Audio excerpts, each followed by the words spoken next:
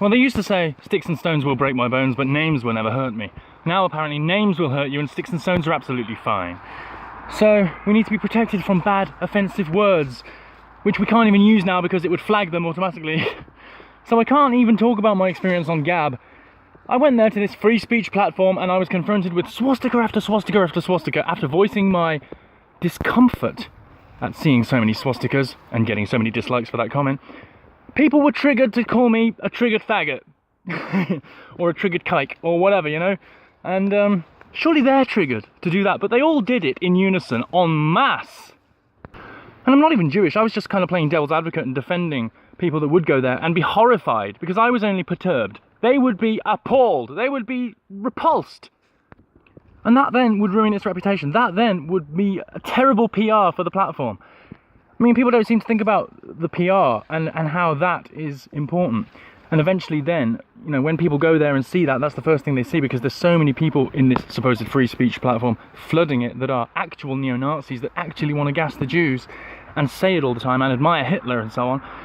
These horrible people, which basically support the Soros agenda, I mean, they think that he's the enemy, but then they actually support what he did, because he was a Nazi, he confiscated actual land from the Jews and admitted it and said it was the happiest time of his life. But never mind all that. These actual literal neo-Nazis, basically, that get triggered all the time if you say that you're uncomfortable with all their swastikas waving in your face. Well, apparently the swastika is a peace symbol. No, it's only a peace symbol when it faces the right and it's horizontal. Because if it's facing that way, I mean, Hitler perverted it and made it diagonal and turned it to face the other way as a symbol of war, as a symbol of everyone being ruled from the center rather than everyone coming together as one in a spiritual way. But censorship doesn't just happen arbitrarily. There's always a necessity for it. It happens in an organic process, and that organic process would be some Jews go to Gab, they're horrified to see some swastikas, they work for the press, they talk to some judges, the judges rule that they have to take down these things, ergo Gab takes down these things. It then censors. It's inevitable. And by saying it's inevitable doesn't mean I endorse it. I don't endorse it at all. I don't support it. I don't want it. But it is inevitable. But of course, that means that I'm endorsing it by a lot of people because they don't understand nuance or context, because they're thick. And they really are thick. I had someone say to me, if Soros is such a Nazi, why is he shutting down the platforms that supposed Nazis use? Well, the left call everyone Nazi, so it doesn't actually mean anything anymore. It's like the word racist, it doesn't mean anything anymore. It doesn't have any meaning. The truth is, he was a Nazi. He is buying up the media. He's just bought up social media. He's just bought all the shares in Facebook, all the shares in Twitter, all the shares in Apple, all the shares everywhere, because he is controlling society. He's not going to just let Gab slip him by. He's not going to let BitChute slip him by.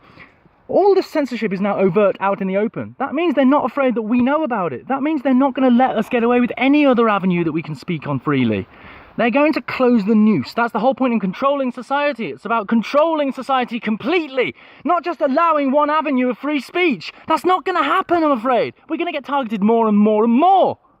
And people don't like to hear this. Gab's defenders, etc., say, well, it's a central, you know, it's not a centralized network. It's, you know, donated by funds, so it keeps going because people keep paying for it, basically. And as long as that's the case, it's been going for 2 years. They've rejected Microsoft, etc. As long as that's the case, they can keep going indefinitely. Well, all I would say to that is a judge needs to rule something and then they could be shut down. They can't keep going indefinitely just because money's funding it. Look at all the other things that individual money was funding, Patreon, etc., blah, blah, blah. But they've all been shut down, haven't they?